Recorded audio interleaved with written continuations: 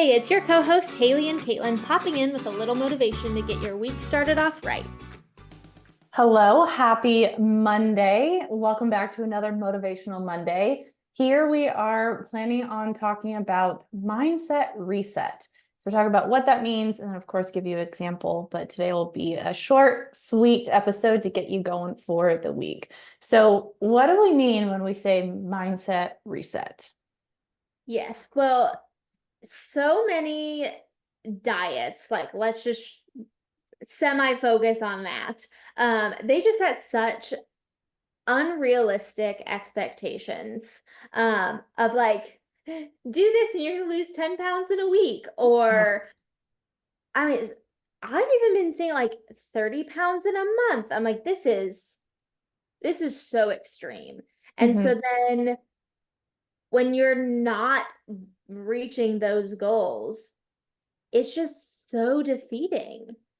And Mhm. so we really need to reset our mindset around what is actually realistic and like what sort of expectations we should have. So you should definitely go back and listen to our episode from season 1 about expectations and timelines, where we talk about what are some of those, realistic expectations that you should have. Because 10 pounds in a week is concerning. Yeah, and I have a few examples of this too to kind of help you understand what we mean if you didn't get it already. But like all those diets have these unrealistic expectations, but I have worked with people who have done different diets and actually lost weight that rapidly. And so they expect that and they think, oh, this is the way it's supposed to be. It feels great. I feel motivated, right? So if they have had that experience in the past, that's ingrained in them. That's how it should be. And so all of a sudden they're over here trying to, like, working with us, for example, trying to make these healthier changes. So yes, weight loss might be a goal, but also making sure they're supporting their health along the way. And they're not dropping 10 pounds in a week. They're not seeing that constant weight loss because it's a much more gradual process, because that's the way it should be. And so in those cases, it really requires you to reset that your thinking and your mindset about this to a healthier approach. Know that you are taking action, that it might not be that you need to come up with a totally different plan and change gears. You need to give it some time, right? There might be a time and place for changing gears, switching things up. But in most cases, I see people jumping to that too quickly, and we need to address the mindset first.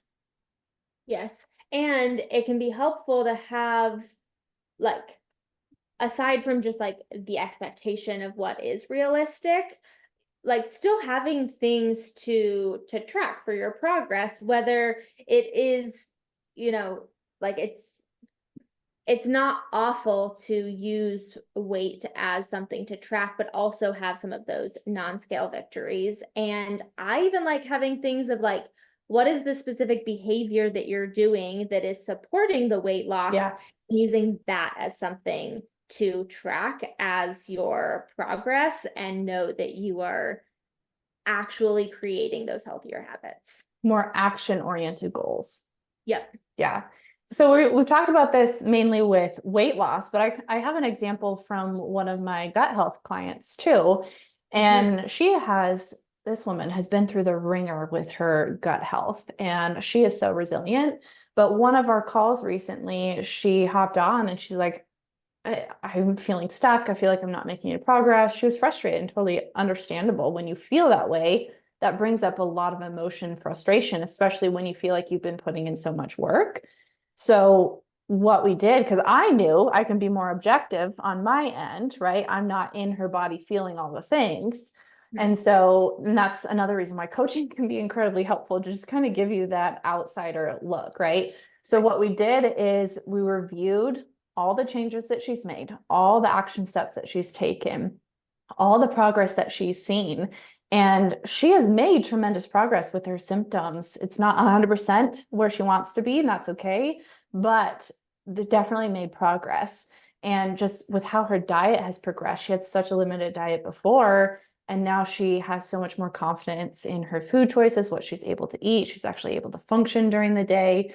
And so I think it took her a minute to like let it sink in, but the next day or 2 days after, whatever, she messaged me. She's like, you know what? I really reflected on this and I am feeling so good about the progress that I've made. Like I've already come so Oh, far. And so it really, like we didn't make any major changes because we didn't need to at that point. We needed to stay the course. So yeah. there's times where you feel like you're just like trudging through the mud, like, oh, is this the best place that I need to be? And it can feel so frustrating. So having that support and accountability. But that's just an example where like mindset really like that determines how you're going to show up for yourself, Mhm. how your body's going to react to things. If you don't believe, this gets a little woo-woo, but if you don't believe it's going to happen, you probably won't. So we need to address the mindset along with the physical side of things. Yep. So ask yourself and reflect on this a little bit. Do you need to change up your plan, or do you really just need that mindset reset? Exactly. And stay tuned. We will come in on Thursday with another great episode.